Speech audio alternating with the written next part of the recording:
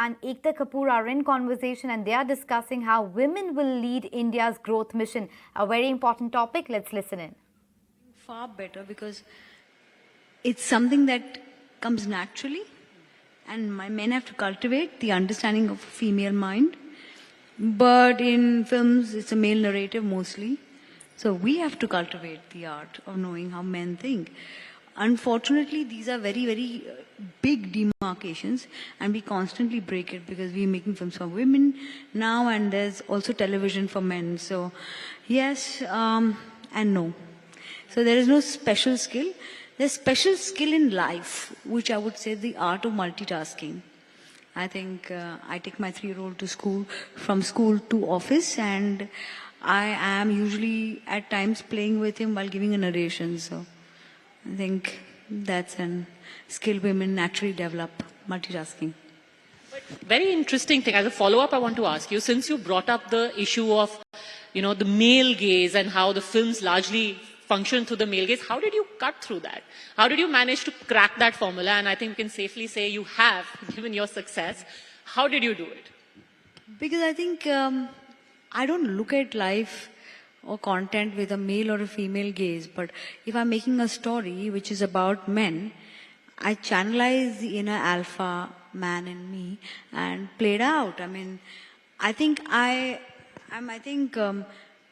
you have to be fluid that way in life. You can't think of yourself as a woman. I can only think of these things, or as a man, you have to live life like humans.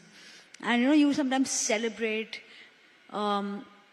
your male characters as much as you celebrate your female characters.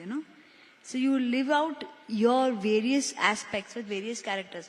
You don't contain yourself and say, okay, this is all I can do, and I need to have a male gaze to look at I made Shootout at Vadala, and I made Once Upon a Time in Mumbai, the first few gang dramas in India. And I was like, why can't I make them? Why should I only make films for women, being a woman? Dr. Reddy, we are talking at a time where we've had quite a few revolutionary last few years. I remember, and this may be an unpopular opinion, but we had a huge Me Too movement in our country. Then we had the maternity leave, which was increased. After that, there was a point where there was a lot of conversation in the workplace where maybe not overtly, but covertly it was being questioned, are women actually a liability? There would be the odd joke that said, "Arey, ab to hum sab pe Me Too ho jayega. Now we can't even smile at women. If we crack jokes, she will say that, I have been Me Too'd," or something like that.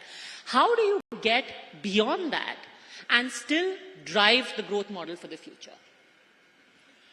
So this is a deep one, but I think it's an important question. To begin with, I think we just need to improve the ratio of women at work. Very interestingly, at Apollo we have 57% of our workforce is women, and all of you may automatically think, there are lots of nurses therefore, but it's not the case. Even in the corporate levels, we have a significant number of women. So when the workforce equalizes, the chance for these type of singling out of women, negative behavior minimizes. So that's point number one. But going a bit deeper into that one comment you made on the, the pregnancy benefit. Are women a liability? I really appreciated the fact that the government made a regulation which said that the pregnancy leave should get enhanced, and I think it went from 12 to 24 weeks.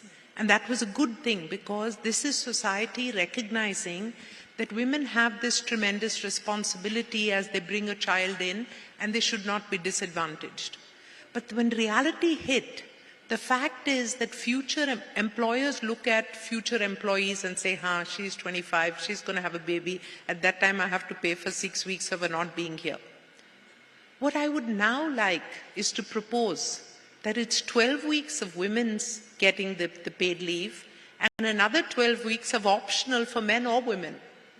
Maybe the husband would like to stay at home and help with the baby because he's the father too. So how do we change the narrative, change the lens, that it's not just the woman's responsibility and therefore we have to protect her, but it's a joint responsibility of society and of the parents, and therefore we must create an enabling framework and an ecosystem to build this equality. And so I'm not, acknowledging the fact that it's there. We have to acknowledge, appreciate and understand that in this diverse country there will be many, many situations.